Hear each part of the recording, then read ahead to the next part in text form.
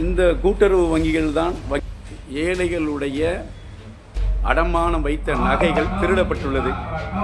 இன்னைக்கு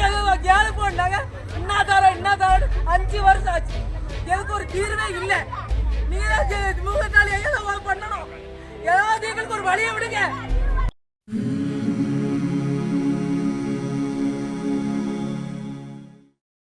திருச்செந்தூர் தூத்துக்குடி மாவட்டத்துக்கு கூட்டுறவு பேங்க்ல நாங்க 5 பவுன் நகையை வச்சோம். முகச்சாலி தள்ளுபடியாகும் அப்படின்னு சொல்லி என் பிள்ளை கட்டி கொடுக்க முடியல.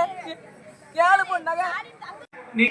தமிழ்நாடு அரசு சேவை மையம் இணைய சேவை இனிய சேவை குரும்பூர் தொடக்க வேளாண்மை கூட்டுறவு கடன் சங்கம் அங்கமங்கலம் குரும்பூர். இந்த கூட்டுறவு வங்கிகள் தான் ஏழைகளுடைய அடமானம் வைத்த நகைகள் திருடப்பட்டுள்ளது.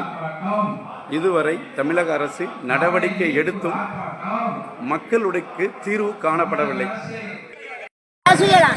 திருச்செந்தூர் தூத்துக்குடி மாவட்டத்துக்கு கூட்டுறவு பேங்க்ல நாங்க 5 பவுன் நகையை வச்சோம். முகச்சாலி தள்ளுபடியாகும் அப்படின்னு சொல்லி என் பிள்ளை கட்டி கொடுக்க முடியல. 7 பவுன் நகை எல்லாம் ஒன்னா தரேன்டா தரேன்னு நாங்க அதுக்காக போராட்டம் பண்ணி நிற்கும் வெளியே. எங்களுக்கு ஏதாவது ஒரு பதில் சொல்லுங்க. என் பிள்ளைக்கு ஓட்டு கொடுக்க முடியாம நீங்க ரோட்ல நிற்கும். நீங்க எங்களுக்கு ஒரு தீர்வு சொல்லணும். தீர்வு சொல்லணும். நீங்க 15 நாளுக்குள்ள எங்களுக்கு ஒரு தீர்வை சொல்லுங்க. ஆமா, தீர்வை இல்ல. தாயும் தாப்பனும் இறந்து போயிட்டா. நானா என் அக்கா கூட பிறந்தவா அக்கா செத்து போயிட்டு இன்னைக்கு 7 போனாங்க. என்ன தர 5 வருஷம் ஆச்சு, எனக்கு ஒரு தீர்வே இல்லை. நீங்க முகத்தாலி பண்ணணும், ஏதாவது எங்களுக்கு ஒரு வழியை விடுங்க.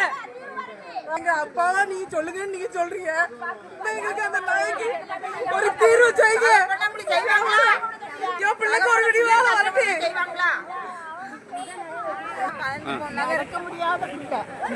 நடக்க முடியாம ஊனற்ற பிள்ளை இருக்கு. ஊனமுற்ற பிள்ளையார் 3 பொண்ணு சாமானம் அதை கொண்டு வீடு வச்சு இன்னும் தரமாட்டேன் தேவையா.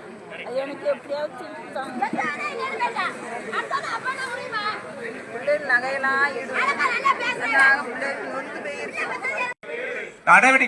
நடவடிக்கை கொள்ளை அடித்த நபர்கள் மீது நடவடிக்கை. சீனிவாசனும் உண்டு, அனைத்து பேர்களும் உண்டு.